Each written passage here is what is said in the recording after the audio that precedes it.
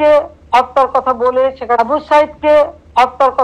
সেখানে একটা ভিডিও দেখালো। হ্যাঁ, খুব স্বাভাবিক, এটা মানুষের সেন্টিমেন্টে লেগেছে যে তাকে পুলিশ গুলি করে মেরেছে। এখানে আমার প্রশ্নটা হচ্ছে, তাকে যদি পুলিশ গুলি করে একটা লোক এরা টেনে নিয়ে গেল, এখানে কিন্তু কোনো রক্তের চিহ্ন দেখা যায়নি। দ্বিতীয় কথা হচ্ছে যে তার সঙ্গী সাথীরা যে তাকে টেনে নিয়ে গেল, কোথায় নিয়ে গেল?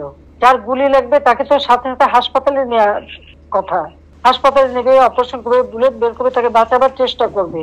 আবু সাইদকে কিন্তু হাসপাতালে নেয় নাই, নিয়েছিল প্রায় 4-5 ঘন্টা পরে। 4-5 ঘন্টা পরে হাসপাতালে নেওয়ার পর ডাক্তাররা যখন চিকিৎসা করে তখন সে মৃত্যু।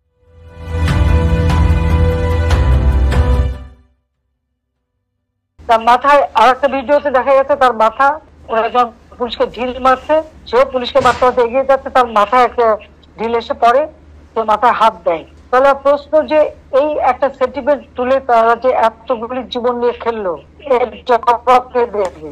আমরা যে জুডিশিয়াল কমিটি করে করতে আছে, এটা জবাব সেই জুডিশিয়াল কমিটিকে সে তদন্ত করতে